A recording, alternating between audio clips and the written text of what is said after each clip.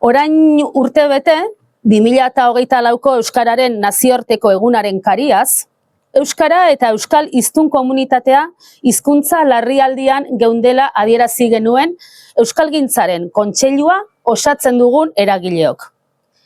Larrialdian ginela adierazi eta argudiatu genuen. Datu soziolinguistikoak, estatusarekin ditugun arazoak eta globalizazioaren egungo aldaerak parez pare jarri dizkigun erronka itzelak aintzat hartuta. Baina orain urtebete egin genuen adierazpen garrantzitsuena etzen hori izan. Baizik eta Euskal gizartearekin hartu genuen konpromisoaren azalpena. Izan ere, hitz eman genuen, etsipenari iskin egin eta larrialdia indarraldi bihurtzeko ahaleginari ekingo geniola kementsu. Gaur, urtebeteren buruan, zoritxarrez, Euskarak eta Euskal hiztun komunitateak larrialdian segitzen dugu. Amaitzear den 2025 honek, ekarri digun albisteetako bat da, SIADEKok UEMarentzako egindako ikerketaren arabera, hizkuntza politiketan jauzi bat egin ezean, 2026an Euskarari ez zaiola arnasgune geografikorik geratuko. Beste albiste bat. Oldarraldi judizial, mediatiko eta politikoak ez duela atsedenik. Astean behingo maiztasunez datoz Euskararen normalizazioaren aurkako epaiak. Ofizialtasunaren eraisketa sistematiko bat ari da gertatzen Araba, Bizkai eta Gipuzkoan. Besteetan eraisketa hori aspaldikoa da edo aspaldiagokoa. Ez da dudarik. Eta etorkizuna dago jokoan. Baina albistea da baita ere, Kontseiluak aurrera egin duela orain urtebete hartutako konpromisoan. Larrialdia indarraldi bihurtzeko bidean. Batetik, Euskararen normalizazioan jauzia ematearen aldeko adostasun soziala zabaltzeko konpromisoari, engaiamenduari dagokionean. Hain justu, irailaren 26an aurkeztu genuen batuz aldatu prozesuaren emaitza. Itun soziopolitiko berri baterako eskaintza. Dagoeneko, Euskal Herri osoko 130tik gora gizarte eragile dira Euskararen normalizazio eta biziberritzean aurrera egiteko zumeak jartzen dituen proposamen honekin bat egin dutenak. Atletik edota Reala, Bizkaiko abokatuen elkargoa zein Gipuzkoako erizainena, Mondragon Korporazioa edo Iparraldeko Laborantza Ganbera, Bilgune Feminista eta Pentsionisten elkarteak, Euskal Aktoreen Batasuna zein Nafar Ateneoa. Gure gizarte askotariko eta konplexuaren lagin zabal-zabala. Azkena batu direnen artean daude, Euskal Herriko Unibertsitatea, Deustuko Unibertsitatea edota Labairu Fundazioa.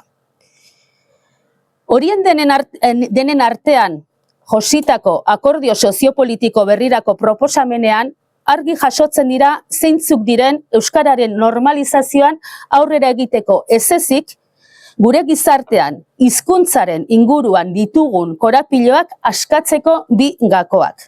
Batetik, etorkizunean herritar denek Euskararen jabe izango diren gizarte baterako zumeak jartzea. Bestetik, erabileran eragitea. Normal erabiltzeko eremuak sortuz, garatuz eta edatuz.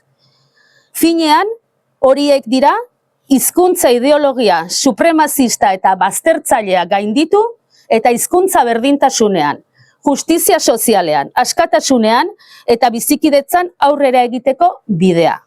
Laburbilduz, demokrazian sakontzekoa. Kontseiluak hartutako konpromisoaren beste emaitza bata, Euskarari pizkunde berri bat emateko helburuz, euskaltzaletasunaren giharra indartzeko abiatutako bidea. Orain urtebete esan genuen, larrialditik indarraldirako urratsa egiteko modua, Euskara lehentasunetara ekartzea dela, lehen lerrora ekartzea dela. Eta horrek izen bat dauka, Euskal zaletasuna. Hain zuzen ere, lehenago ere izan da Euskararen etorkizuna jokoan. Eta galtzear izan den une horietako bakoitzean, euskaltzaletasunak, euskaltzaleek eragin dute euskararen pizkundea. Milaka herritarren eguneroko erabaki ekintza eta keinuek.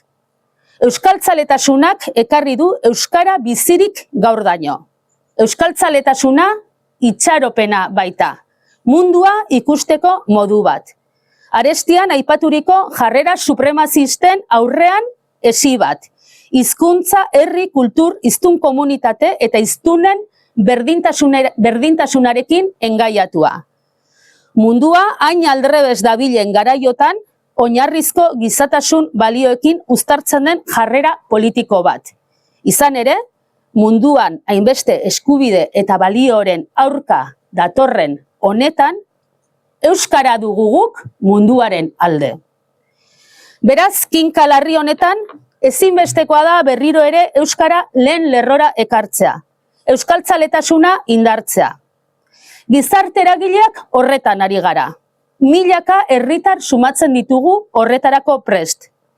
Eta orain urtebete esan genuen bezala, indar politikoek eta bereziki instituzioek beren erantzukizun eta eragin gaitasunetik euskara lehen lerrora ekartzea eta euskaltzaletasunera lerratzea ezinbestekoa da.